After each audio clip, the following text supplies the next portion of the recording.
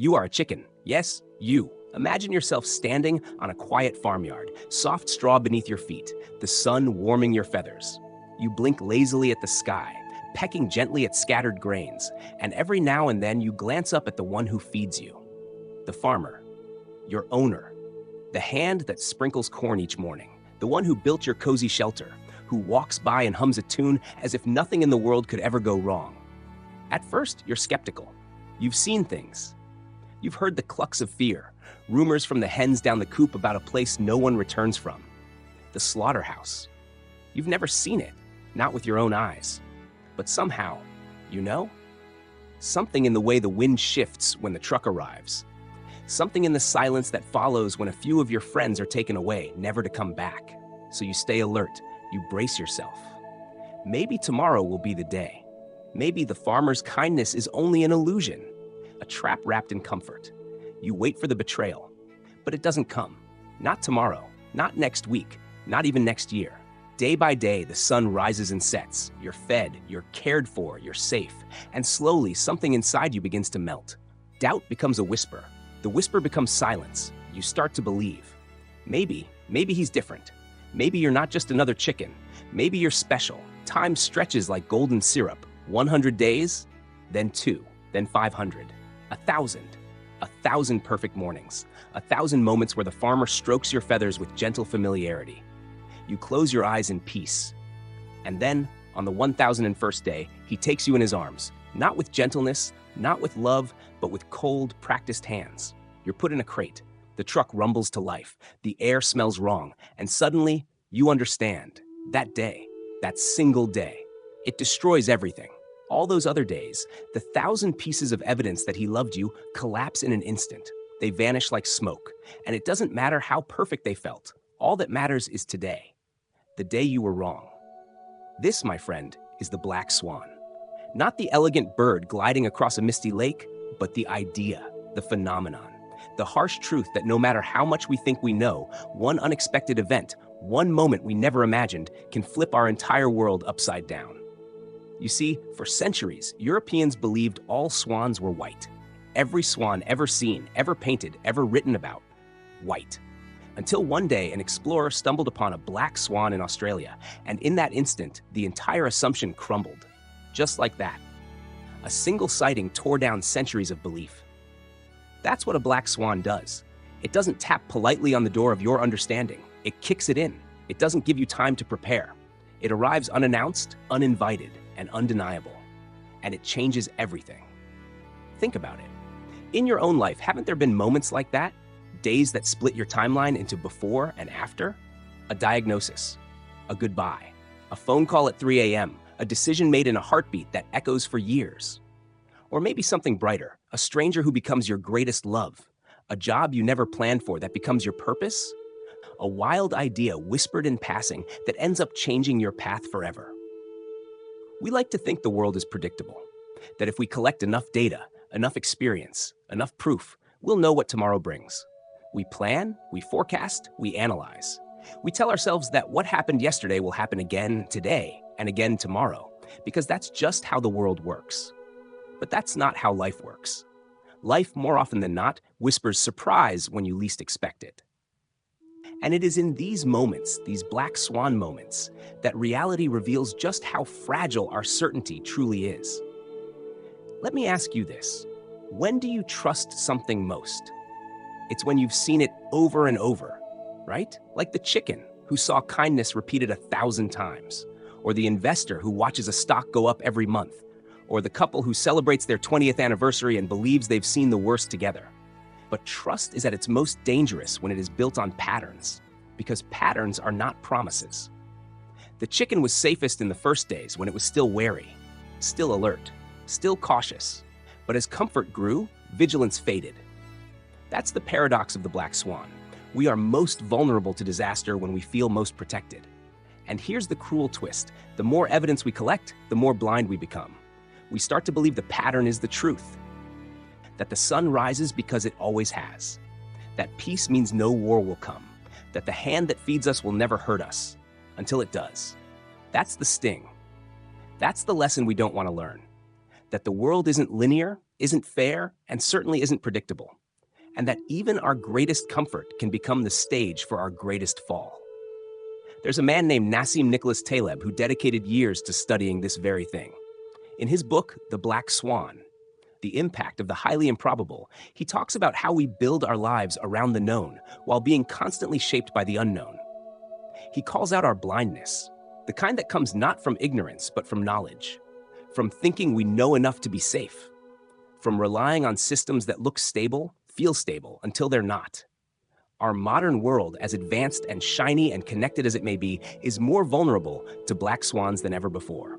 Why? Because everything is so tightly wound, so interdependent, so digital, so fast. The more complex the system, the easier it is for a tiny disruption to cause catastrophic collapse. A bank fails in one city and the economy shakes in another. A virus jumps species in a corner of the world, and within months, borders are closed, lives are lost, and silence falls on the busiest streets. You've lived through this. We all have. And yet, how many of us truly saw it coming? We are the chicken, and every so often, the truck arrives. But here's the thing. Black swans aren't always dark. They don't always bring ruin. Sometimes they bring brilliance. They're not only about unexpected pain, they're also about unexpected beauty. A discovery no one believed in that cures a disease, a random act of kindness that saves a life, a chance meeting that changes your heart forever. The black swan simply means this, that life is not a straight line. That reality does not owe us predictability, that we must stop pretending we are in control of everything just because we've done something 1,000 times before. Because the 1,001st time might be different.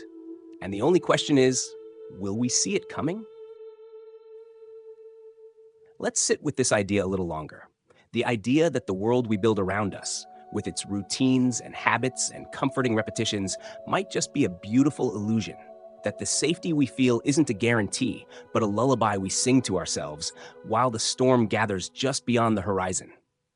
There's a quiet sort of fear in that, isn't there?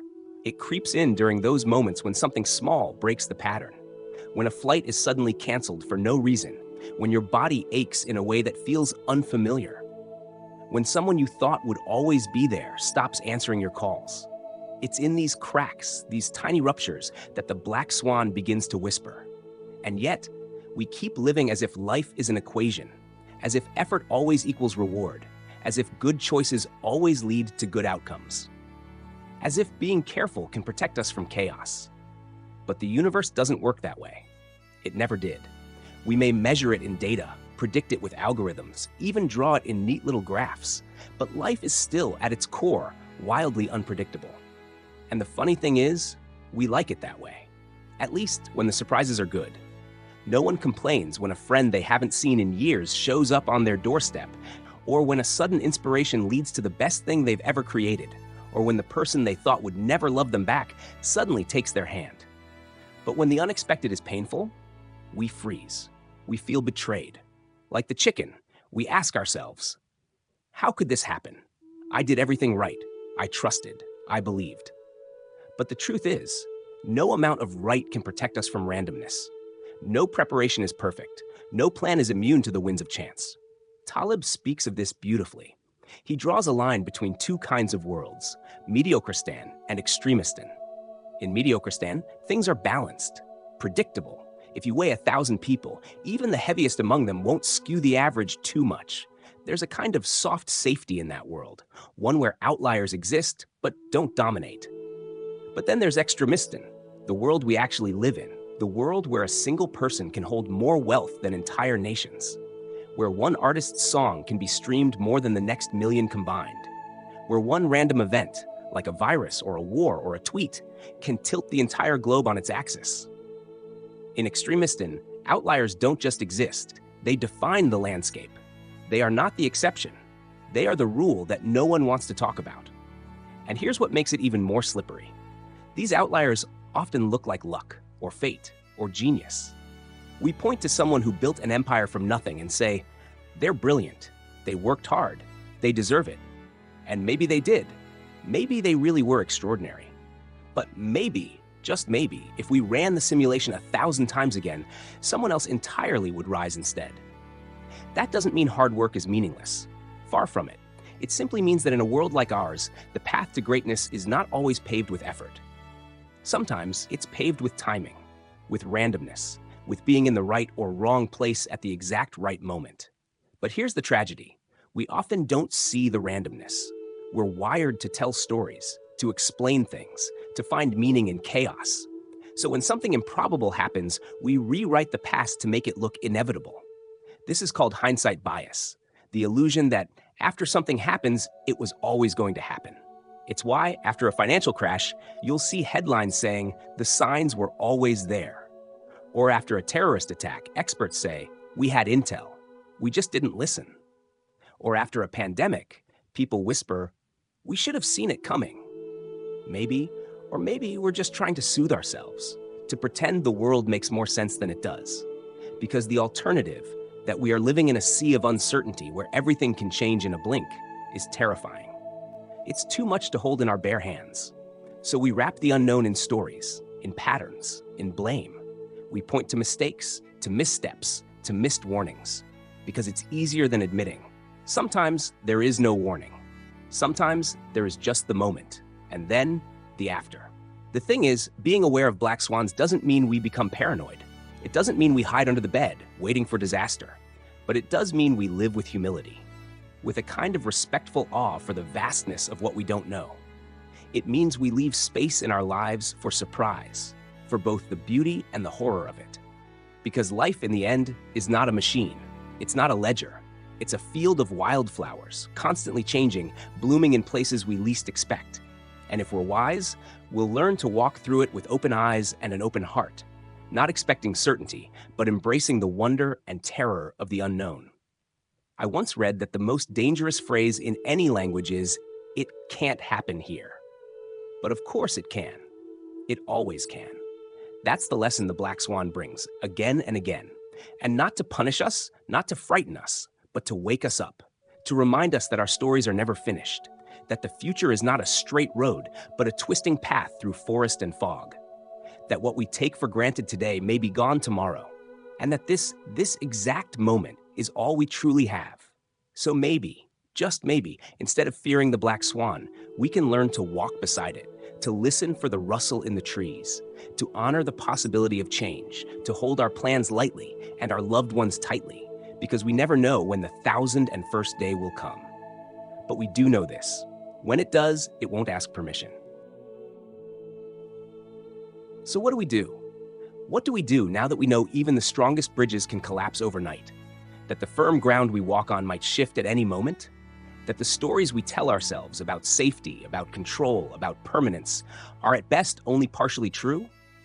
We breathe, we pause, and we learn to live not in fear, but in awareness. Because you see, the lesson of the black swan isn't hopelessness, it's humility.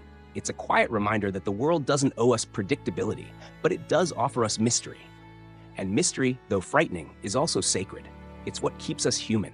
It's what cracks us open and makes us feel.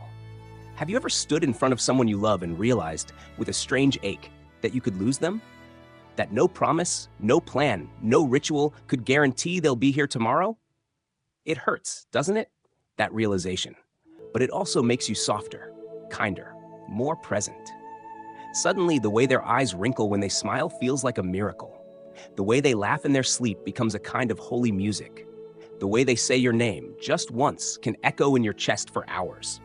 That's what the black swan gives us. Awareness, depth, gratitude for the ordinary. When we understand that nothing is guaranteed, everything becomes precious. A walk in the rain, a hot cup of tea, the sound of someone breathing beside you in the dark. Even the silence between two heartbeats, alive, warm, fleeting. And that gratitude, it changes how we move through the world. We start to speak more gently, to listen more deeply, to love not with possession, but with reverence. Because we know, we truly know, that we don't own anything. Not time, not people, not even ourselves. All of it can change in a moment. And that doesn't mean we give up on planning, or dreaming, or building a future. It just means we stop pretending we can predict it. It means we leave room for surprise, for detours, for grace. I once heard a monk say, "Suffering is what happens when the world refuses to match your expectations." Maybe that's true. Maybe suffering often grows from the gap between what we thought would happen and what did. But maybe if we let go of those tight expectations, if we soften the grip just a little, we might suffer less, or rather suffer more truthfully. Not because we were blindsided, but because we allowed ourselves to be present, even in the ache. And here's something else to hold on to. Not all black swans come to destroy. Some arrive to awaken, to pull us from the dull rhythm of autopilot, to tear down a life that no longer serves us, to shake us out of our sleepwalking and into a raw, unscripted aliveness. You lose the job you thought defined you, and suddenly you're free to find the work that actually lights you up. You're abandoned by someone you trusted, and in the ruins, you meet yourself more honestly than ever before. A plan falls apart, and in its place, something unexpected blooms. We don't like it when the script changes, but sometimes that's the only way the real story can begin. Taleb writes that we must build our lives to be anti-fragile, not just resistant to chaos, but actually improved by it, like a fire that burns brighter when wind comes.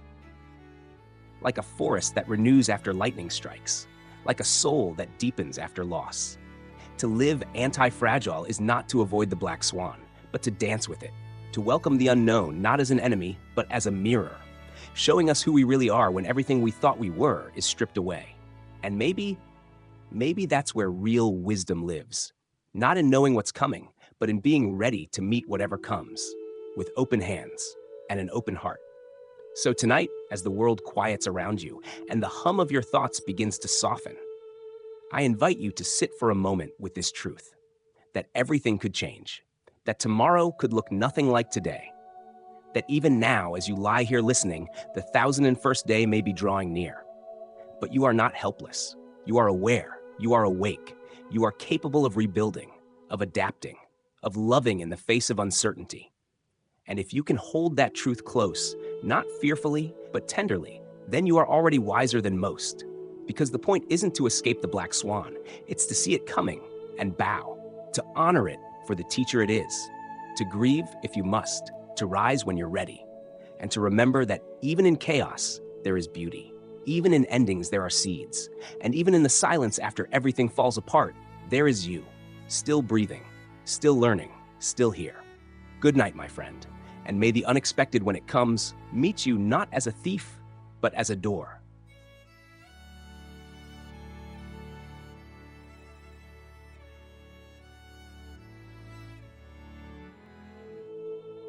There is something quietly humbling about looking up at the night sky. No matter who you are or where you've been, that ancient canopy of stars has a way of silencing the noise inside you. It doesn't demand your attention. It simply exists, wide and constant and impossibly far, reminding you without a word that you are small. But here's the strange thing. For all our smallness, we are also the only creatures, so far as we know, that ask, why? Why is the sky black between the stars? Why do planets dance in ellipses, never straying from their invisible tracks? Why does an apple fall, not sideways, not up, but always down? And why do we fall too, again and again, into patterns we cannot explain? These questions have been with us since the first human looked up at the stars and felt both wonder and loneliness at once. And for centuries, we've been trying to weave the universe into a story we can understand, a story that begins with gravity and ends with meaning. Physicists, philosophers, mystics, all reaching for the same thing, a single thread, a pattern beneath the chaos, a unifying whisper that ties everything together. They call it the theory of everything, not in arrogance, but in hope. Not to control the universe, but to listen to it more clearly. Imagine this, two lovers separated not by distance, but by scale. One, the world of the very large, planets, stars, galaxies. The other, the world of the very small, atoms, quarks, particles flickering in and out of existence. Both governed by laws so different, they barely seem to speak the same language. And yet, they must belong to the same story. That's the heart of the theory of everything, to reconcile the giants and the ghosts. To write a language that gravity and quantum mechanics both understand. For a long time, it felt like we were getting close. When Isaac Newton watched an apple fall from a tree, he saw more than just fruit meeting ground. He saw a glimpse of order, of the same force pulling the moon toward the earth toward the sun, and the stars toward each other. Gravity wasn't a local law. It was a universal conversation. Centuries later, Albert Einstein came along and changed everything again. He told us gravity wasn't just a force, it was geometry. Mass bends space, and space tells mass how to move. Suddenly, the universe wasn't a machine, it was a fabric. And we were all pressing into it, shaping it, being shaped by it. Einstein's theory of general relativity could explain the motion of planets, the bending of light, even the ticking of time itself. It was elegant, it was vast, and for the big things, planets, galaxies, black holes, it worked beautifully. But there was a problem. Zoom in, past the molecules, past the atoms, down into the quantum world, and Einstein's laws start to stutter. The math falls apart, time behaves strangely, particles pop in and out of being, cause and effect become slippery, nothing is fixed, everything is probabilistic. Here, in the smallest corners of existence, a different set of rules reigns. Quantum mechanics. It's messy, it's weird, it's beautiful. And it works astonishingly well for describing the tiniest pieces of our world. But when you try to use both theories, general relativity and quantum mechanics, in the same equation, the universe laughs. The math explodes, singularities form, the story breaks. It's like trying to play two songs at once, each in a different key, each with its own rhythm. Separately, they're breathtaking. Together, they clash. And so, the search began. For decades, physicists have tried to build a bridge between the vast and the minuscule, to write a song that both gravity and quantum mechanics can sing. They've tried strings, tiny vibrating threads that form the notes of matter. They've tried loops, circles of energy weaving through space and time. They've tried equations that fold into 11 dimensions, curling reality like origami. Each idea holds beauty, possibility, a kind of sacred ambition. And yet, none of them have given us the full melody. Not yet. But the desire remains, that deep, quiet yearning to understand the story we're inside of. Because a theory of everything is more than physics. It's more than math. It's a kind of spiritual longing, the dream that the universe is not a collection of random pieces, but a whole. That we, with all our confusion and contradiction, are not accidents, but threads in a larger design. I wonder if you felt it too. That moment when you see a stranger on the street and feel a flash of recognition. Or when you stare at the ocean and feel both completely alone and entirely connected. Or when you hear a piece of music that makes your chest ache for reasons you cannot name. These are echoes, I think, tiny ripples of something whole. A reminder that behind the chaos, something unspoken still hums. Maybe we'll never find the exact formula. Maybe we're not supposed to. Maybe the point isn't to reduce the universe to an equation, but to remember that we are part of it. That your breath, right now, is governed by the same rules that guide the birth of stars. That the atoms in your hand once belonged to a dying sun. That you are not separate from the cosmos. You are the cosmos, waking up for a brief moment to wonder about itself. And what could be more miraculous than that? There's something almost romantic about the idea of a unified theory. Something that calls not just to the intellect, but to the soul. The way a composer searches for a final chord that will resolve every dissonance. The way a poet dreams of a single line that could capture a lifetime. The way a wanderer, after years of searching, longs to find a place that feels like home. And that's what this search is, in many ways, a homecoming. A return to a truth we believe must be there, hiding just beyond our reach. A simple, elegant rule that makes sense of the whole dazzling, maddening, aching, infinite show. It's what Einstein spent the last decades of his life chasing. After reshaping our understanding of time, space, and gravity, he turned his attention inward, toward the world of particles and forces. He believed, fiercely, stubbornly, that the universe was knowable. That God, as he famously said, does not play dice. But quantum mechanics disagreed. It said the universe was full of dice, rolling behind the curtain of existence, influencing everything from the position of an electron to the fate of entire galaxies. Einstein couldn't accept it, not fully. He believed that randomness was simply a placeholder for understanding we hadn't reached yet, that underneath the wildness, there was still order. But the more physicists probed into the quantum world, the stranger it became. Particles that exist in two places at once, forces that operate without anything touching, observations that change the very thing being observed, time that loops, probability that whispers, reality that flickers. It was beautiful, in its way. Terrifying, too. A world made of maybes. And yet it worked. Quantum theory explained the behavior of atoms, energy, light. It gave us computers, lasers, medical imaging. It predicted phenomena so precisely it made classical physics seem quaint. But still, it couldn't be married to gravity, to space-time, to the elegant curves of Einstein's equations. It was like trying to blend fire and ice. They refused to mix. One described a smooth, continuous reality. The other, a jittery, chaotic dance of probabilities. And so, the dream of a theory of everything remained just that, a dream. But that didn't stop the dreamers. In the 1970s and 80s, a new idea began to stir: string theory.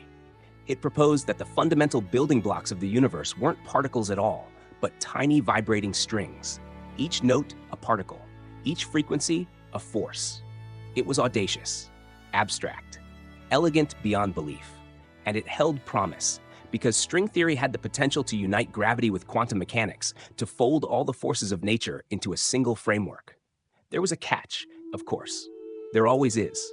String theory required extra dimensions, 10 or 11 depending on the version. Dimensions we couldn't see, tucked and curled so tightly they were invisible. It also couldn't be tested, at least not with any technology we have now. It became a mathematical cathedral, stunning in form, mysterious in meaning. Some praised it as the most promising path forward. Others dismissed it as metaphysics in disguise, equations without anchors. And then a new generation rose. They tried new routes, loop quantum gravity, causal dynamical triangulations, emergent spacetime. The idea that maybe, just maybe, space and time aren't fundamental at all, but things that arise from something deeper. And what could be deeper than time? It's hard to even imagine.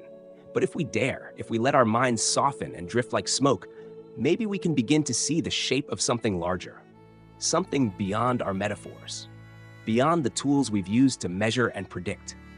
Maybe the theory of everything won't come as a neat equation scribbled on a chalkboard. Maybe it will come as a shift in perception, a moment of clarity, a glimpse into the unity behind all seeming division. Because here's the quiet truth.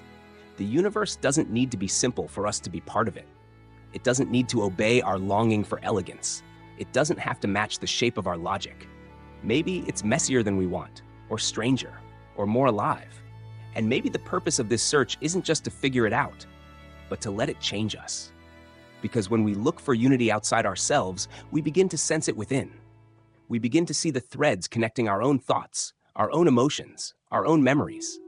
We begin to wonder, if gravity and light, if stars and atoms, if energy and time are all aspects of one thing, then maybe we are too. Maybe your joy and your sorrow come from the same root. Maybe your fear and your courage are vibrating at different frequencies of the same string. Maybe your longing to understand the cosmos is the cosmos, longing to understand itself. That's the kind of truth no equation can capture. But it's a truth you can feel, in the stillness before sleep, in the ache of music, in the soft breath of someone you love. The theory of everything may not be about solving the universe. It may be about seeing that you are already inside it, not separate, not observing from the outside, but breathing the same breath as stars. Close your eyes for a moment. Imagine the earliest sound, not the kind made by voice or breath, but the sound the universe made when it first unfolded. That low cosmic hum, that ripple of light before there were eyes to see it. The moment time was born, and space stretched like silk from a point smaller than a thought. Now, imagine this. What if that sound never stopped? What if every particle, every heartbeat, every galaxy, every silence still carries the echo of that first vibration? The theory of everything isn't just a set of symbols on a physicist's notepad. It's a longing, a yearning woven into our very being. We want to believe that everything matters, that there's a reason behind the randomness, that the chaos we experience is not the end of the story, but part of something vaster, something holy, that maybe even the parts of ourselves we don't understand, the pain, the doubt, the loneliness, are still part of the pattern. And if we could only zoom out far enough, if we could see the weave of time and matter, of energy and emotion, maybe we'd see that there are no loose threads, only strands we haven't learned to follow yet. There's a quiet beauty in not knowing, in not having the answer, in standing before the universe like a child again, eyes wide, heart open, We often talk about the theory of everything as if it's a finish line, a final answer, the moment we've figured it all out. But maybe it's not an end at all. Maybe it's an invitation, a door left ajar, a candle flickering at the edge of a dream. Because when you look closely, you'll notice something. Every time we get closer to the answer, the question expands. Every breakthrough opens another mystery. Every solved equation leads to a deeper paradox. It's as if the universe is saying, come closer, but never too close. Like a horizon that keeps moving as you walk, like a melody you can hum but never write down. And maybe that's not failure. Maybe that's grace. Because perhaps if we ever truly captured the full truth of existence in a single idea, it would stop being alive. It would become fixed, closed, done. And the universe, as we know, doesn't do done. It dances, it pulses, it evolves, it whispers, and it waits for us to listen. Sometimes that listening happens in a lab, among particle accelerators and chalkboards and late-night theories scribbled in half-sleep. But just as often, it happens in the silence between thoughts, in the stillness of grief, in the awe of watching your child sleep or holding someone's hand without needing to speak. These are theories too, not made of math, but of meaning. The physicist searches for the unifying force behind gravity and light. The lover searches for the unifying force behind joy and sorrow. And maybe, just maybe, they're searching for the same thing. Because what is love if not gravity for the soul? What is wonder if not quantum entanglement with the divine? The theory of everything may never be written in full, but perhaps we are not meant to write it. Perhaps we are meant to live it, to trace its outline with our stories, to test its limits with our questions, to reflect its truth in the way we show up for each other, in kindness, in curiosity, in courage. You are not separate from the universe. You are not watching it from the outside. You are one of its experiments, one of its expressions, one of its attempts to understand itself. And maybe that's all we ever needed to know. Not that everything has an answer, but that everything, every fear, every star, every breath is part of the same question. So as you lie there in the quiet of night, listening to the hush of your own thoughts, know this: you are not alone in your search. You never have been. From the swirl of galaxies to the flicker behind your eyes, everything is connected. And if you listen very carefully, you might still hear it. That hum, that whisper, that echo of the first vibration. It's not shouting, it never has. It's just waiting, waiting for someone like you to stop searching for control and start falling in love with the mystery. Good night, traveler of stars. Sleep gently in the arms of questions. And may the next breath you take be part of the answer.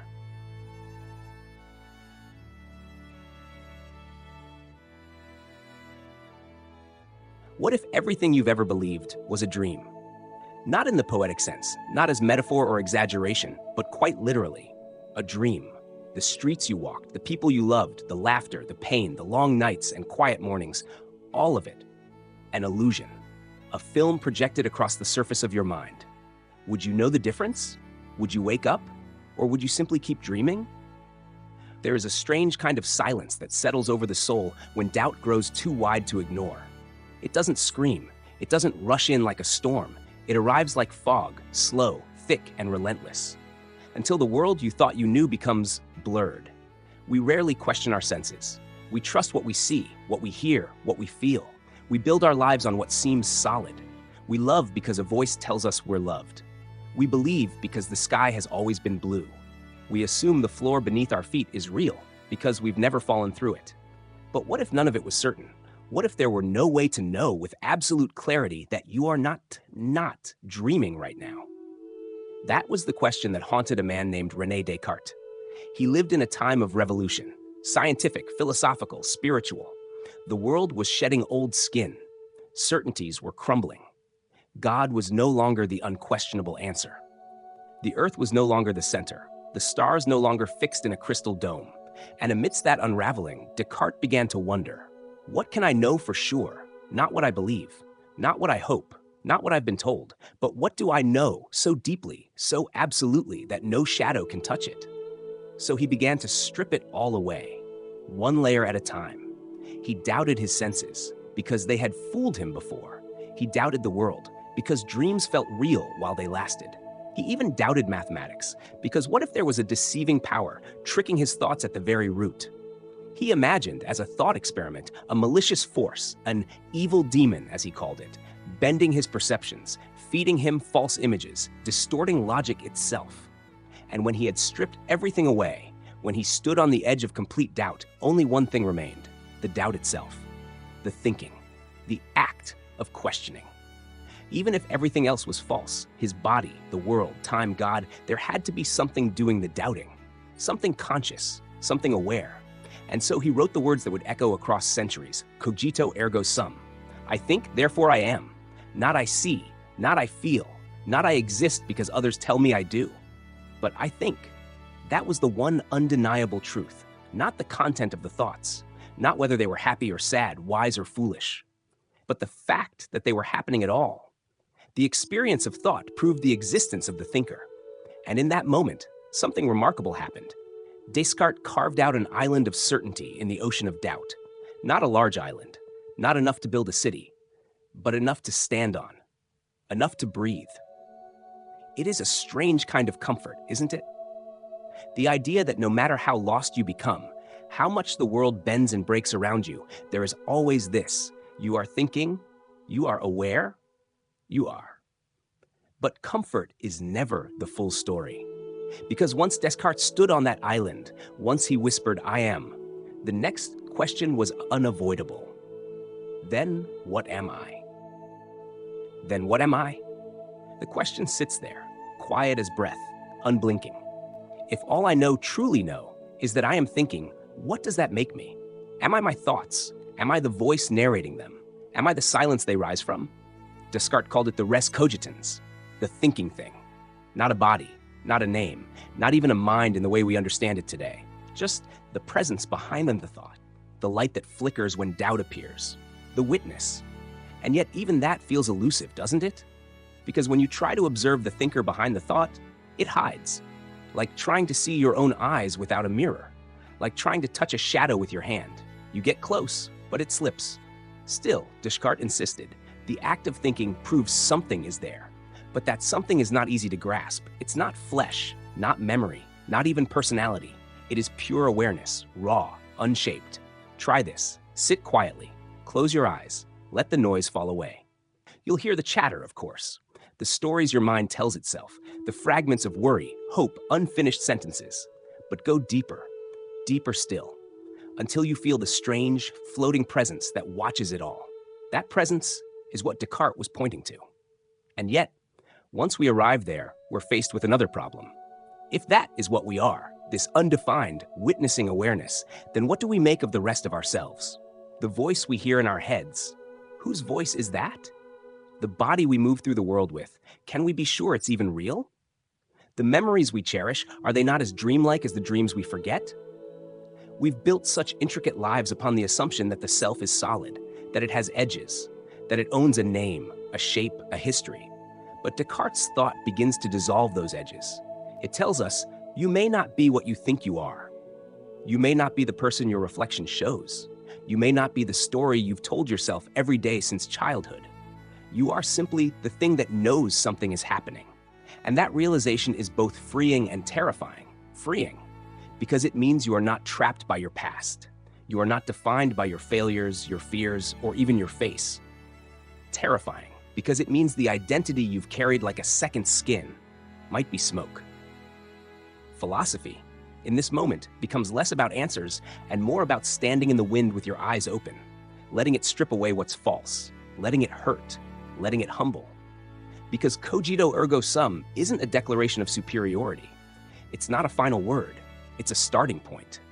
It is where the self, raw and trembling, first realizes I am, but I don't yet know what I am. I don't yet know why, and I may never fully know, but still, I am. And that flicker of being, that single spark in the void, becomes sacred.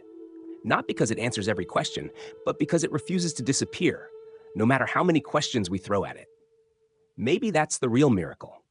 Not that we exist in some glorious, certain, eternal way, but that we exist despite the uncertainty. That we keep thinking, keep wondering, keep reaching for something just beyond the veil, like a lighthouse calling across a sea of dreams. There's a certain quiet that comes when the mind runs out of places to go. Not defeat, not despair, but a hush, like the stillness after rain. The moment the storm has passed and everything is wet and breathing and clean again. That's what happens when you follow Descartes to the end of his thought. You begin with certainty. I think, therefore I am. And then you peel away everything else. The senses, the body, the stories, the world, until all that's left is you. Not the you with a name, not the you with preferences, playlists, habits, but the you beneath all that. The watcher, the spark. It's strange, isn't it? How that feels both like a loss and a return. As if, in letting go of everything we thought made us, we fall back into something more ancient, more honest, something untouched by opinion or circumstance. But this realization comes with a cost. Because once you've seen that even the self is uncertain, once you've noticed the flickering nature of thought and identity, there's no easy way back.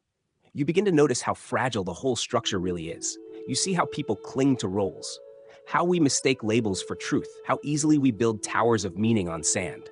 I am this, I am that, I am my success, I am my pain, I am my beliefs, I am my mistakes, but none of it holds. Not fully. Not forever. And so, the question shifts again. If I am not my thoughts, not my name, not my story, then what remains? Descartes stopped at the I think. He built his philosophy upward from there, trying to reconstruct the world on the foundation of consciousness. He moved from I exist to God must exist to the world must exist in an attempt to rebuild certainty. But maybe we don't need to rebuild. Maybe the broken ground is enough. Maybe the simple act of being aware, right now, is enough. Not as a beginning, not as a destination, but as a resting place. Because even if you doubt everything, there's still this moment, this breath, this hum inside your chest, this presence. And if you stay with that presence long enough, you begin to notice something gentle beneath the doubt. A kind of peace. The peace of knowing you don't need to be anything more than aware. That existence isn't something you earn. That you don't need to prove you're real by building a legacy or winning an argument. You are real because you are. That's it. And maybe, just maybe, this is what Descartes was really giving us. Not a fortress of logic, not a system of certainty, but a still point in the spinning of the world. A place to come home to when everything else falls apart. You think, therefore you are. You doubt, therefore you are. You wonder, therefore you are. And in that tiny, undeniable spark of being, there is enough. Enough to begin again. Enough to breathe without needing answers. Enough to live. Not as a collection of ideas, but as a living, thinking mystery. So tonight, let yourself sink into that stillness. Let go of the need to define yourself. Let go of the old names, the old roles, the old fears. Let go of the endless search for certainty. And just be here. Not as something fixed, but as something awake. You don't need to know what you are. It's enough to be aware that you are. You are. Good night, conscious traveler. Sleep gently beneath the stars of your own mind, and may your dreams remember what your waking self sometimes forgets. You exist, and that, quiet and flickering though it may be, is everything.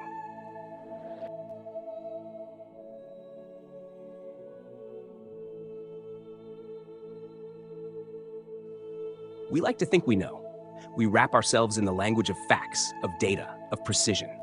We wear our knowledge like armor, believing that if we can just name a thing, measure it, predict it, we somehow tame it. The apple falls, the equation works, the star burns, the cell divides, and with every discovery, every breakthrough, we feel the world becoming smaller, more manageable, more known. But beneath the surface of certainty, something restless hums. A quiet question, a crack in the logic, a soft but persistent whisper that says, what if this isn't the whole story?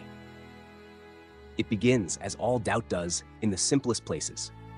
Take gravity. We say an object falls because gravity pulls it down. We can describe how fast it accelerates, how its mass affects the fall, how it interacts with space and time. But ask a child's question. Ask why.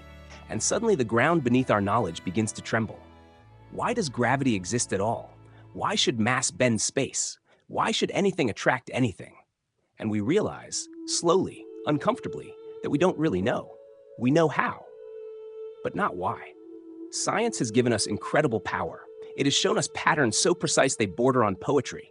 It has taken us from bloodletting to heart transplants, from firelight to quantum computing.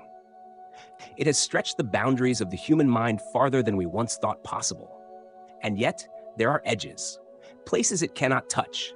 It cannot tell us what consciousness is, only what the brain does. It cannot tell us what time is, only how to measure it. It cannot tell us why there is something rather than nothing. We confuse description with explanation. We forget that even the clearest answer may only be a well-lit path through the fog, not the clearing itself. There's a story, perhaps you've heard it, about a group of scientists who once detected particles moving faster than the speed of light. For a moment, the world shook. Headlines blazed. The great cosmic speed limit, Einstein's sacred postulate, might be broken. If true, it would change everything. And then, it wasn't true. A faulty wire, a miscalibrated instrument, human error. The probability of success had been calculated at 99.99994%, a level of confidence most would consider infallible. And yet, it was wrong. This is not an attack on science. Far from it. Science thrives on correction, on revision, on the willingness to be wrong. But that very principle is what reminds us of its limits. It does not deal in ultimate truths. It deals in models, beautiful, ever-improving models, but models all the same. We live in a world shaped by the fruits of science. Our lights, our medicine, our machines, our means of speaking across oceans in an instant. All of it is built on the back of the scientific method. But none of it touches the soul. None of it tells you what to do with grief. None of it explains the way your chest tightens at the sound of a familiar song, or how time seems to stretch when you're watching someone you love fall asleep. None of it answers the questions that sit deepest in the bones. Who am I? Why am I here? What matters? Science is not broken for failing to answer these things. It was never meant to. But sometimes in our hunger for certainty, we ask it to bear a weight it cannot carry. We want it to give us meaning. But meaning doesn't live in particles or probability. Meaning is whispered, not measured, felt, not proven. And so we come to the edge of the map. We've charted the seas, we've named the stars, we've split the atom. But beyond the coordinates, beyond the graphs and graphs about graphs, there still lies the mystery. The thing that cannot be solved, only seen, only sat with. And in that sitting, in that still, sacred quiet, perhaps we begin to know something deeper than knowledge. It's strange, isn't it? How much we hunger for answers, and yet how easily we overlook the questions that birthed them. We inherit formulas like heirlooms, recite laws of motion like sacred chants, watch galaxies curve and electrons dance, and we call this knowledge. And it is. But beneath every polished theory lies a trembling uncertainty, a ghost of wonder that never quite left the room. The physicist calculates, the biologist observes, the chemist tests, the mathematician abstracts. They speak of forces and functions and fractals. They name the nameless and dissect the invisible. And for a while, it feels like we're taming the universe. But no one can tell you why the laws exist at all, why there are constants, why energy cannot be created or destroyed, why the universe obeys any order when it could just as easily be chaos. Ask a scientist why water boils at 100 degrees Celsius. They'll speak of pressure, of molecular movement, of thermodynamics. But keep asking, why that movement? Why those molecules? Why this pressure? And soon you'll find yourself standing before silence, the silence of the unsayable. It is not ignorance. It is not failure. It is the quiet that lives at the edge of all knowing, the borderland where science ends and philosophy begins. We build cathedrals of theory, structures so vast and elegant they leave us breathless. But every cathedral casts a shadow, and in that shadow dwell the questions that science cannot touch. What is time when no one is watching it? What is space when no one is there to move through it? Is the universe truly out there, or does it only exist because we perceive it? We like to believe that the more we discover, the closer we come to truth. But what if truth is not a destination? What if it is a horizon that moves as we do, always just beyond the next hill, always just out of reach? We chase it anyway, like sailors drawn by stars they'll never touch, like children stretching their arms to the moon. And perhaps that's the point, not to arrive, but to keep walking. Some say science has killed mystery, that in explaining the rainbow, it has robbed it of its magic, that in mapping the brain, it has denied the soul. But those people are not listening closely enough, because the more we learn, the stranger everything becomes. We discover particles that defy logic, fields that stretch across dimensions, entanglements that laugh at distance. The universe begins to look less like a machine and more like a dream, vivid, ordered, but impossibly surreal. Even time itself bends and twists. Even matter flickers between being and not being. Even light cannot decide if it is a wave or a particle. The closer we get to the heart of reality, the more it refuses to be pinned down. It's as if the universe were saying, "You may know how I move, but you will never hold me still." And maybe that's a mercy, because if we knew everything, if every question had an answer, if the last mystery fell away, what would be left? No wonder, no poetry, no awe. And without awe, what reason would there be to go on? So perhaps it is not a flaw that science cannot explain the soul. Perhaps it is a grace, because it leaves room for reverence, room for silence, room for the questions that make us human. There is a kind of holiness in not knowing, not the fearful kind, not the anxious not knowing that clutches and panics and pleads for certainty, but a softer kind, a sacred kind, the kind that leans into the unknown, not as a threat, but as a mystery worth loving. You see, science is powerful, beautiful. It gives us tools, medicines, rockets, and rhythms. It teaches us how to harness fire and turn it into light, how to move through space, cure disease, and peer into the bones of galaxies. It helps us build and predict and heal. But it cannot tell you how to grieve. It cannot hold your hand when someone you love slips away. It cannot teach you how to sit beside another person's pain without trying to fix it. It cannot explain why a certain song brings you to tears after all these years, or why some silences feel heavier than noise. It cannot tell you what love is. Not really. It can describe its effects, map its chemical trail, but it cannot explain the trembling in your voice when you say goodbye, or the way your chest softens when you say, "I'm here," and mean it. Because some things are not meant to be solved. Some things are meant to be lived. That's where science stops, and something else begins. Call it spirit, call it soul, call it art or faith or simply being. It's the part of you that doesn't want to measure the stars, but to marvel at them. It's the part of you that doesn't ask for proof, but for presence. It's the quiet knowing that you are part of a story too big to understand and too intimate to escape. We spend so much time trying to explain the world, but maybe we were never meant to explain all of it. Maybe we were meant to feel it, to move through it with open eyes and open hands, making meaning as we go. Not because we have all the answers, but because we are willing to ask the questions anyway. The limits of scientific knowledge are not the limits of our wonder. They are the beginning of it. They tell us, here is what we know, and here is the edge.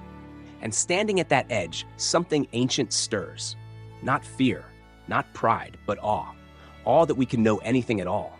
Awe that we can ask. Awe that we can kneel before a sunset or a question or a silence and say, this too is part of the truth.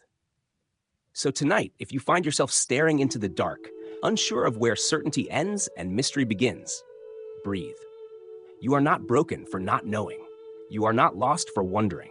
You are human, and the unknown is not your enemy. It is your companion. It is the space that holds you when all your answers fall apart. It is the voice that says, you do not need to understand everything to be fully alive. You only need to stay curious, to keep listening, to keep opening, to keep walking through the unanswered with a heart that still feels. Good night, explorer of questions. May you rest gently in the mystery and wake knowing that knowledge is not the end of wonder. It is where wonder begins.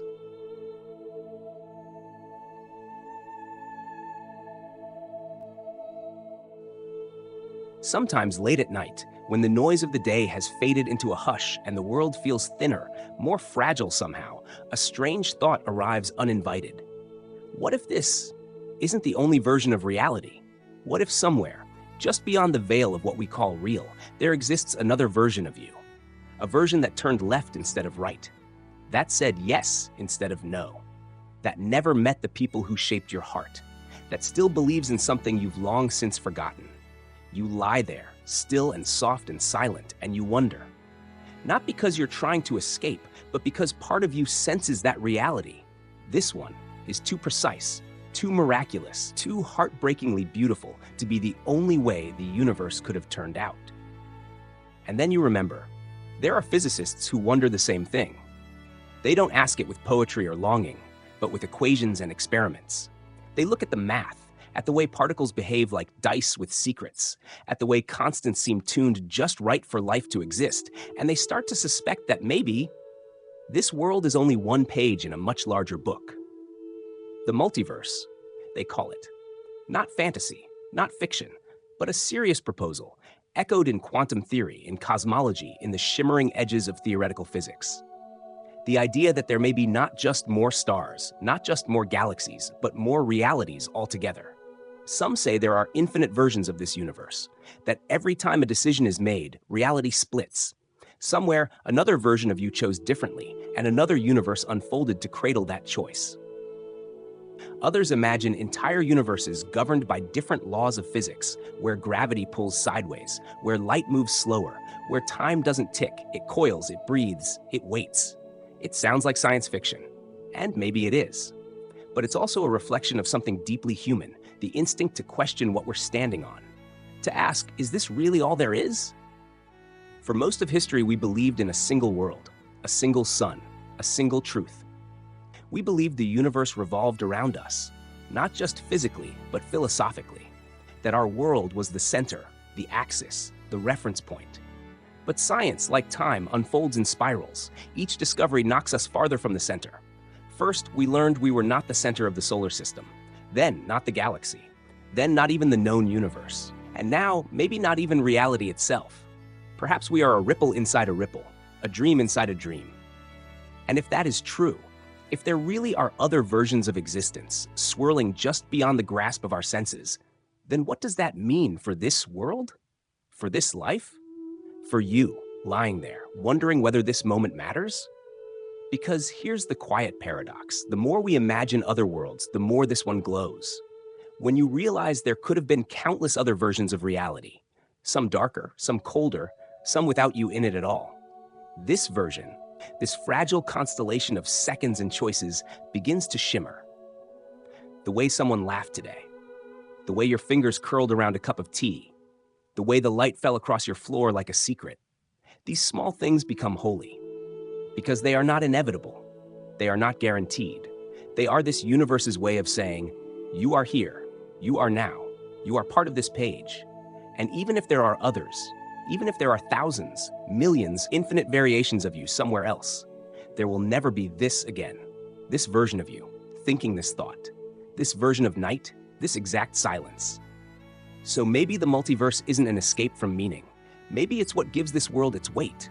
Not because it proves we are special, but because it shows us we are specific. We are this thread in the fabric of infinity. And even if the tapestry is endless, this thread still matters. There's something unsettling about imagining 1,000 versions of yourself breathing in parallel, each one threading a life through choices you never made. You begin to wonder, if there are infinite me's out there, what makes this one matter? What makes this fragile, temporary, wildly imperfect self real? And yet, the question isn't heavy. It floats, like dust in sunlight. It doesn't crush you. It expands you. Because what if the value of this self isn't in its exclusivity, but in its awareness? In the fact that you, right now, are the one awake in this story. Even if the multiverse exists, even if somewhere else, another version of you is speaking a different language, loving a different person, remembering a different childhood, even if another version of you never survived, you are here. And that means something. It means this moment is not a rehearsal. This emotion is not a simulation. This life, even with its bruises and blurred pages, is fully yours. We often fear that alternative realities make our own reality feel smaller. But maybe they do the opposite. Maybe they turn our life into a shimmering bead on an infinite thread, beautiful not because it's all that exists, but because it exists at all. You begin to realize this isn't just about physics, it's about identity, about meaning, about the strange responsibility of being the one who remembers this version of the story. If the rules of the universe could be different, if constants could shift and gravity could rise instead of fall, if time could loop or fracture or freeze, then the laws you wake up under each morning are not just facts, they're poetry. They are the specific rhythm of your world. The tempo that lets oceans crash instead of hover, that lets light move just fast enough to paint shadows behind trees, that lets language wrap around emotion in imperfect, beautiful ways. In another world, the colors you see might not exist. In another world, love might not leave the same ache. In another world, maybe even consciousness doesn't bloom in biology, but in something stranger, colder, more silent. But in this one, you wake up tired and hopeful. You forget things, and then remember them with a gasp. You reach for people, and sometimes they reach back. You sit under skies that bruise and clear, like someone breathing in a language you almost understand. And all of it, the physics, the flesh, the falling apart and falling in love, it's yours. No matter how many alternatives may exist, no matter how many timelines might ripple just beyond your fingertips, this version is the one you get to live. You might wonder if the multiverse makes us irrelevant. But what if it teaches us reverence? Because to live even once is staggering. To feel even once, to lose even once, to be held even once in arms that mean it, that is a miracle no theory can diminish. So you sit with the possibility of other worlds, not to escape this one, but to honor it, to notice it more fiercely, to listen to its rules, its tempo, its strange music, and maybe, just maybe, to dance with it, knowing it could have been otherwise. There's a moment just before sleep when the boundaries of the world seem to loosen. The ceiling melts into stars, the walls of your room soften into silence, and somewhere between heartbeat and breath, you begin to feel it. That sense of more, of other, of the infinite folding in like waves curling quietly against the edges of your perception. You don't need proof in that moment. You don't need equations or simulations. You only need the hush, the weightless awareness that maybe, just maybe, there are worlds layered beneath this one, like dreams you forgot but never truly left. And if they are real, those other worlds, then so be it. Let them spin. Let them carry versions of you who made different choices, who lived different stories, who never felt the sting of this exact heartbreak, who never held the exact love you did. Let them rise and fall and shimmer across the fabric of being. But here, in this sliver of reality, this one precious thread, you are the only you who will ever breathe this breath. That is not nothing. That is not lost in the crowd of universes. That is sacred. There is a kind of reverence in choosing to live this life fully, even when you suspect there may be others, even when you know you'll never see them. Even when the science is only half born, half theory, half dream. To wake up in this body, with these memories, and say yes to it anyway, that is an act of cosmic defiance, or perhaps of deepest alignment. You may never know whether the multiverse is real, but you can live as if this world matters. You can listen to it, not with instruments, but with attention. You can notice the way someone's eyes hold light when they speak of something they love. You can sit with your own pain, not to fix it, but to witness it, to honor its shape and pulse. You can walk through your days not as a detached observer, but as someone chosen by this version of reality. And if this universe, in all its strange, particular precision, gave birth to consciousness, your consciousness, then perhaps it isn't asking you to understand everything. Perhaps it's only asking you to stay awake, to watch the leaves turn, to feel time stretch in the arms of another, to wonder, to ache, to forgive, to live, not because there are no other worlds, but because this one said your name and you answered. So maybe the multiverse is real. Maybe physics is bigger than we ever dreamed. Maybe the universe doesn't just whisper in one dialect, but in 1,000 variations of reality, each as valid, each as mysterious. But you don't need to see them. You only need to be fully here. In this breath, in this moment, in this version of the infinite where your heart still beats. Good night, traveler of possibility. Sleep gently in the arms of this world. And if, in your dreams, you drift through others, may you always find your way back to this one. Not because it is the only world, but because it is yours.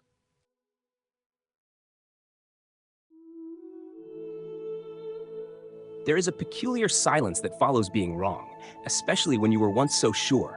It isn't loud, it doesn't arrive in a rush, it settles in slowly like dusk over a room where someone was just laughing too loud, too confidently. And now, no one says a word. We've all been there, haven't we? Convinced of something, absolutely certain. The answer, the reason, the direction. It made sense, it felt right, it clicked. And then, gently, or sometimes all at once, it falls apart. What you thought you knew wasn't true. What you thought was clear was clouded. What you believed fiercely deeply was never real. And in that moment, a question floats to the surface of your mind like a whisper. How could I not have seen it? That's where the Dunning-Kruger effect begins. Not in malice, not in arrogance, but in the gentle blindness of being human. It's the strange, ironic fact that the less we know about something, the more confident we tend to feel. That ignorance, rather than humbling us, often wraps us in a false sense of clarity. It isn't stupidity. It isn't pride. It's a gap, a hole in our map of the world we don't even know exists. And because we don't see the hole, we assume the map is complete. The two psychologists who gave the effect its name, David Dunning and Justin Kruger, weren't trying to insult anyone. They were trying to explain a pattern, why people with limited skills or knowledge tend to overestimate their ability, why those who know the least often speak the loudest, why certainty sometimes lives in the shallow end of understanding. And perhaps more poignantly, why those who are deeply skilled, deeply thoughtful, often hesitate. Because the more you learn, the more aware you become of how much you don't know. The more language you acquire, the more you realize the silence between the words. The more wisdom you touch, the more your hands tremble to hold it. There's a strange kind of loneliness that grows with knowledge. Not because you feel better than others, but because you no longer trust quick answers. You start to speak more carefully. You start to question yourself more often. You begin to understand how vast and layered the world truly is. And yet, while you are slowing down to listen, someone else is rushing forward to explain. Confident, loud, certain. That is the trap. And the most dangerous thing about it is that the person trapped never knows they're inside. They don't feel uncertain. They don't feel lost. They feel sure. But certainty, it turns out, is not always a sign of truth. Sometimes it's a side effect of not having looked closely enough. There is something unsettling about watching someone speak with great conviction and realizing they don't understand what they're talking about. You can hear it in the tone, see it in the posture. A kind of ease, a forcefulness, a certainty that dares you to interrupt. And sometimes, only sometimes, you try. You gently offer a correction or a new angle or a question that might widen the frame, but they don't hear it because they aren't listening to you. They're listening to the sound of their own certainty. And certainty, once it sets, is a difficult thing to melt. We live in a time where that kind of false confidence thrives, a time when having an opinion is mistaken for having insight, a time when loudness is rewarded, when speed is admired, when nuance is treated like weakness. In this climate, the Dunning-Kruger effect becomes more than a psychological curiosity. It becomes a cultural disease. People talk not because they know, but because silence is too uncomfortable, because it feels better to say something than to admit they're not sure. Because saying, "I don't know," feels like failure, when in fact it is one of the most honest things a person can say. But how often do we hear it? In politics, in media, in conversations with friends. How often does someone pause, take a breath, and admit, "I'm not sure. I could be wrong"? Rarely. And yet, those few who do, those rare, quiet voices that tremble just a little when they speak, often hold more wisdom than 1,000 shouts. Because there's a kind of humility that only comes from having been wrong before, from having spoken too soon and learned too late, from standing in the ruins of your own certainty and realizing how blind you once were. It changes you. You begin to weigh your words. You begin to listen longer. You begin to feel the pull of nuance, of complexity, of not always having the right answer. And in that hesitation, in that quiet rebalancing, something opens. You make space for the truth to be larger than you imagined, for other people to be wiser than you assumed, for reality to be more intricate than your first opinion allowed. But this kind of spaciousness takes courage. It means letting go of being right. It means allowing uncertainty to sit beside you like an old friend. It means valuing curiosity over control.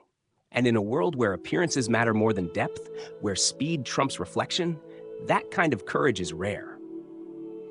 Because the Dunning-Kruger effect doesn't just affect individuals, it shapes the entire ecosystem of thought. When overconfidence speaks first and loudest, quieter truths get drowned out. When those who know less believe they know more, those who know more start to doubt their own voice. It's a feedback loop. The wise grow quieter, the uninformed grow louder, and the space between knowing and pretending stretches until no one can see the edges anymore. But it doesn't have to stay that way, because the cure, while difficult, is simple. Not easy, but simple. It begins with listening, with the gentle act of letting go of performance, of trading the comfort of certainty for the richness of learning, of seeing knowledge not as a badge to flash, but as a landscape to walk through, slowly, humbly, endlessly.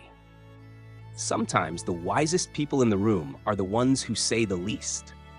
Not because they have nothing to offer, but because they understand how fragile understanding really is. Because they've looked into the mirror of their own past certainties and watched them crack. Because they've spoken before they were ready and lived long enough to feel the cost of being wrong. That kind of knowing doesn't make you louder, it makes you gentler. You stop needing to win every argument. You stop needing to interrupt. You stop seeing uncertainty as weakness and start seeing it as space, room to breathe, to grow, to connect. There is a kind of beauty in saying, I don't know. A kind of strength in saying, I thought I understood, but I'm still learning. A kind of grace in turning a conversation into a question instead of a conclusion. And that grace is rare. Because we are not taught to honor uncertainty. We are taught to fear it, to mask it, to cover it with confidence, even when that confidence is hollow. But when we do that, when we pretend to know more than we do, we not only lie to others, we lie to ourselves. We build castles of thought on foundations we've never tested. We mistake performance for presence. We confuse noise for insight. And somewhere along the way, we lose the quiet voice inside us that once whispered, maybe there's more to this than I understand. But here's the gift. We can return to that voice at any time. We can pause, we can breathe, we can begin again. Because the opposite of the Dunning-Kruger effect is not perfection. It's not all-knowing. It's not becoming the smartest person in the room. It's becoming the most open, the most curious, the most willing to unlearn. To walk into a conversation not as a warrior, but as a guest. To treat knowledge not as a weapon, but as a window. To approach truth not as something to conquer, but something to sit beside. And when you do that, when you finally lay down the burden of always being right, you discover something unexpected. A softness, a freedom, a stillness inside the mind that no longer needs to prove itself. Because you begin to realize you are not your opinions, you are not your knowledge, you are the one who learns. And that, in the end, is more valuable than being right. So tonight, as the noise of the world fades into hush, let yourself rest in not knowing. Let go of the urgency to have the answer. Let go of the tension in your jaw, the armor in your voice. Let yourself wonder. You don't need to know everything to be whole. You don't need to be certain to be real. You only need to be honest. You only need to keep asking. And if you ever find yourself feeling too sure, pause. Ask yourself, what don't I see yet? And in that moment, you'll feel it. Not ignorance, not doubt, but the quiet weight of wisdom, the kind that doesn't need to speak to be heard. Good night, humble thinker. Sleep gently inside your questions. And may your dreams lead you not to certainty, but to deeper understanding.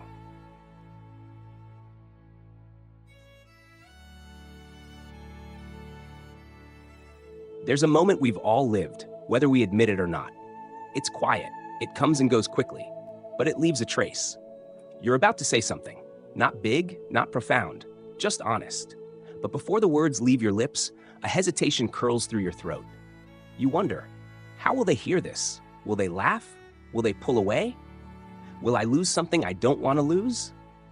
So you soften your voice, or you stay silent, or you say something you don't quite mean, just to keep the peace. And it seems like nothing, just a small edit, just one moment. But somewhere deep inside, your truest self feels it, like a door closing slowly in the dark. We are social creatures, built to belong, wired to connect. From the time we are children, our eyes search for approval like thirsty roots searching for water. We learn what earns a smile, what makes people stay, what keeps us safe. And so we adapt, we perform, we polish our rough edges, we nod when we disagree, we smile through discomfort. We become versions of ourselves that feel more acceptable, more likable, more pleasing. And for a while it works. People like us. They invite us in. We're safe. But inside, something begins to ache, because every time we betray our own voice in favor of someone else's comfort, We drift further from ourselves. We become well-liked but lonely, visible but unseen, loved but not truly known. This is the cost of approval. It's not paid in arguments or rejection. It's paid quietly, over time, in the erosion of authenticity. In the moments when you look in the mirror and don't quite recognize who's staring back. And then, somewhere along the way, if you're lucky, you begin to wonder, is it possible to be free if I still need everyone to like me? That's the question at the heart of this theory. It's not about arrogance. It's not about rebellion for its own sake. It's about courage, the deep, trembling kind. The kind that whispers, it's okay if they don't understand. It's okay if they pull away. It's okay if I disappoint the version of me they built inside their minds. Because every step toward truth is a step away from approval. And that's terrifying, but also maybe a little bit holy. Sometimes we confuse love with permission. We think that being loved means being allowed to exist a certain way, to speak in certain tones, to feel only what others can tolerate. And so we shrink ourselves into those permissions, not because we are weak, not because we don't know better, but because we're afraid of what might happen if we don't. Maybe they'll leave. Maybe they'll change their tone. Maybe they'll stop looking at us with warm eyes and start seeing us as something difficult. And for many of us, that's unbearable. So we stay agreeable. We stay convenient. We thank people for staying near us, even if it costs us the space to breathe. And somewhere along the way, we mistake this for loyalty, for gratitude, for maturity. But sometimes what we call gratitude is just fear dressed politely. We say, I owe them too much to walk away. We say, they've done so much for me, I can't possibly hurt them. We say, I should be more grateful. And yes, gratitude is beautiful, necessary, sacred even, but not when it's used as a leash. Not when it becomes the reason we stay in rooms where we no longer recognize our voice. Not when it forces us to keep playing roles long after they've begun to suffocate us. Because you can love someone deeply and still outgrow the shape you once fit inside. You can be grateful for the care they gave you and still choose to become something they no longer understand. And that choice doesn't make you cruel. It makes you honest.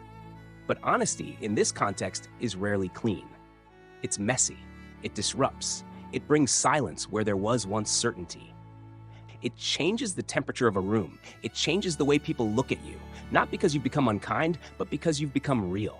And some people aren't ready for that. They like the version of you who agreed, the version who said yes, the version who softened their discomfort before you softened your own. And when you stop doing that, when you begin to take up the space your truth requires, they may flinch, they may withdraw, they may even say you've changed. And they'll be right, you have. But here's what they won't see, what maybe only you will feel at first, that beneath the fear is relief. The kind of relief that comes from no longer holding your breath. The kind of peace that comes from finally saying what you mean. The kind of quiet that feels more like home than any applause ever did. This is what freedom tastes like at first. Not fireworks, not celebration, just the sound of your own footsteps returning. There is a stillness that comes after you stop performing. It's unfamiliar at first, a kind of quiet that makes you wonder if you've done something wrong. The absence of validation can feel like a void, and in that void, doubt arrives like a shadow leaning against your shoulder. You said no when you used to say yes. You spoke up when silence once felt safer. You walked away when staying would have been easier, and now you wait. Will they understand? Will they forgive you? Will they come back? Sometimes they do, but often they don't. And that's when the real courage is required. Not in the moment of rebellion, not in the spark of standing up for yourself, but in the aftermath, in the long hours of silence where you wonder if freedom is worth the loneliness. If being true to yourself is worth being misunderstood by people who once loved the version of you that wasn't quite whole. But here's the quiet truth, waiting at the center of all that ache. Yes, it's worth it. Because even if they never understand, even if they never approve, even if they only remember you as difficult or distant or disappointing, you will know. You'll know that you didn't abandon yourself to keep a seat at their table. You'll know that your voice was no longer a hostage to harmony. You'll know that you chose truth over performance, and that is no small thing, because there is no real belonging without truth. and there is no peace in being loved for a version of you that no longer exists. You see, the courage to be disliked is not about becoming careless. It's not about pushing people away. It's not about living without empathy. It's about no longer living in fear. It's about loving others without folding yourself to fit inside their expectations. It's about telling the truth not to hurt them, but to honor the shape of your soul. It's about choosing real connection over constant approval. And real connection doesn't always mean agreement. It means presence. It means seeing and being seen. It means choosing honesty, even when it costs comfort. So tonight, as you lie in the hush of your own presence, let this be enough, that you are no longer living someone else's script, that your worth is not dependent on how well you fit into their idea of you, that your freedom, hard-won and trembling, is now your own. You may still be misunderstood. You may still be judged. But now, you are no longer waiting for permission. You are home, in yourself. And that, more than being liked, more than being praised, more than being safe, is what it truly means to be free. Good night, brave soul. Sleep in your own name. And let them love you, or not. Either way, you are already whole. End of part ba. The courage to be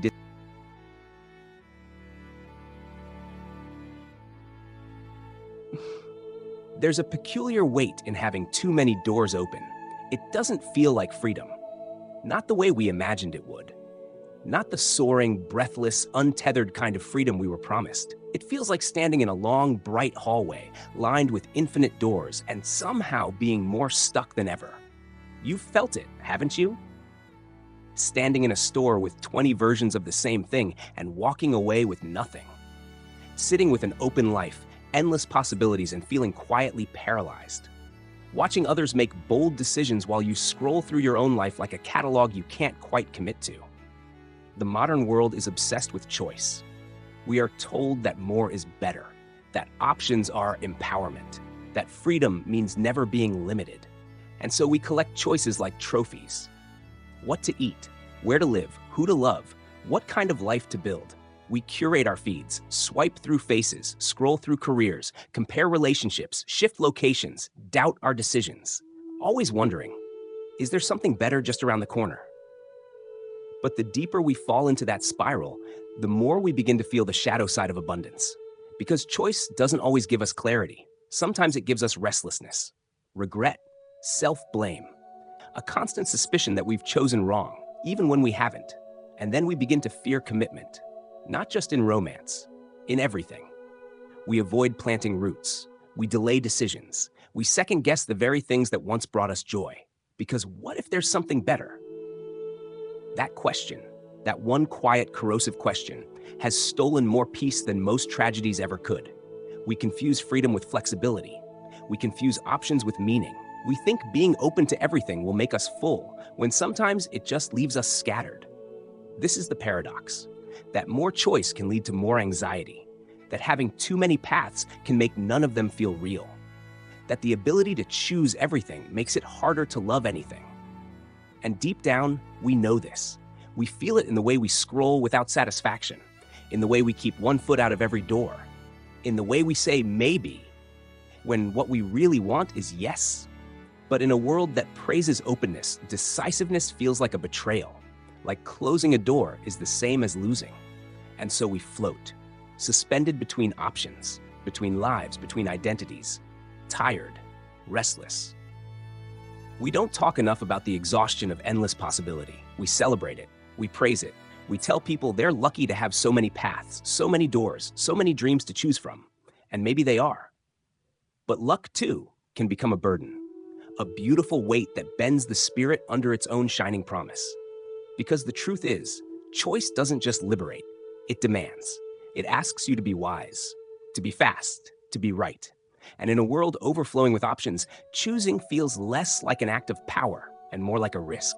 One wrong move, and you fear you've locked yourself into a lesser life. You fear that behind some door you didn't open, your perfect self is waiting. More successful, more fulfilled, more aligned. And so you hesitate. You try to leave your life half open. You say yes, but not fully. You keep a hand on the doorknob, always ready to back away. And slowly, without meaning to, you become someone who no longer chooses anything completely.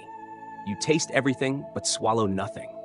You touch every path but walk none of them. You live everywhere but belong nowhere. And the ache sets in, not the sharp ache of loss, but the slow, aching fatigue of never arriving. You begin to long, not for more, but for less. Not for abundance, but for depth. Not for open doors, but for a room you can finally sit down in. And here, something strange happens. You begin to see that limits are not cages, that commitment is not a trap, that to close one door can mean finally walking through another, that saying no to the noise makes space for something still and clear to emerge. Because clarity is not born from comparing everything, it's born from choosing, not with perfect confidence, not with full certainty, but with enough courage to say, this is where I'll stand, this is what I'll give my time to, this is who I'll become, even if other selves must fall away. It sounds so simple, but in a culture that worships potential, choosing is an act of quiet rebellion. Because potential is infinite. But living is specific. And it requires us to say goodbye to what could be so we can finally live what is. End of part 3 coming next. There's something sacred about deciding. Not deciding in haste, not from pressure, not because you're running out of time, but deciding because your heart has grown tired of floating. Because the ache of maybe has become heavier than the fear of yes. Because you're ready, not to find the perfect path, but to finally walk one. And in that moment, something shifts. The world doesn't shrink when you choose. It sharpens. The blur begins to clear. The weight begins to lift. You feel your feet land fully on ground you've touched 100 times before but never truly stood on. You look around and for the first time, it feels like yours.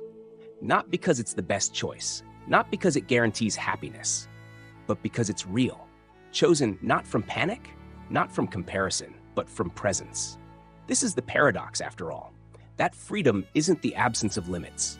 Freedom is what happens inside them. When you choose a person, you let go of the illusion of all the others. When you choose a path, you allow meaning to gather around your footsteps.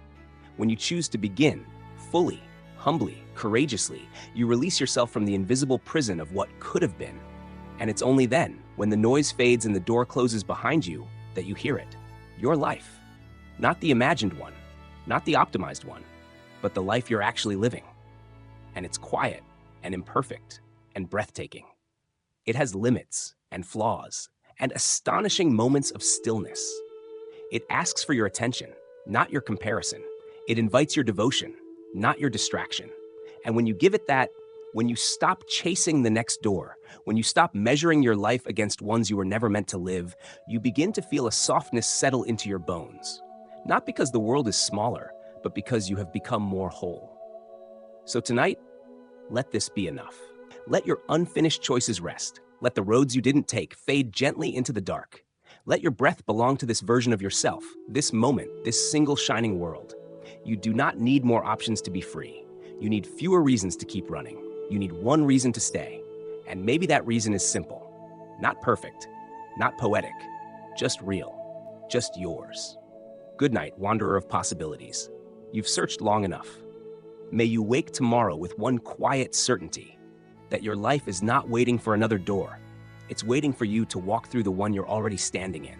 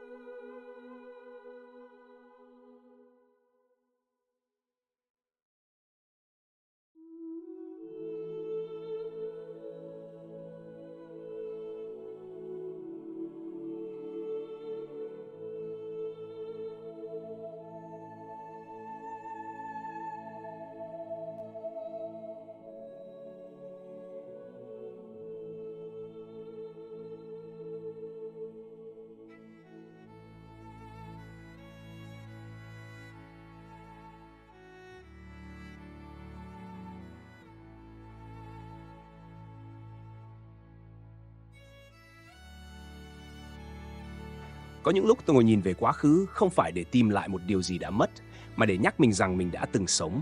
Sống thật, sống trọn. Sống với trái tim mở toang trước thế giới. Bởi vì trong những hoài niệm đẹp đẽ nhất, không chỉ có người khác, mà còn có ta, nguyên vẹn, chân thành và đủ đầy với chính mình. Ta không thể sống mãi trong những ngày đã qua. Nhưng nếu ta biết giữ một phần ký ức trong lòng, thì hiện tại sẽ trở nên sâu sắc hơn. Mỗi buổi sáng không chỉ là một ngày mới, mà còn là tiếp nối của tất cả những ngày đã từng yêu, từng đau, từng sống. Có lẽ, điều khiến ta buồn nhất trong hoài niệm không phải là không thể trở về, mà là biết chắc rằng sẽ không có lần nào giống như vậy nữa. Người cũ không còn, nơi cũ đã thay đổi.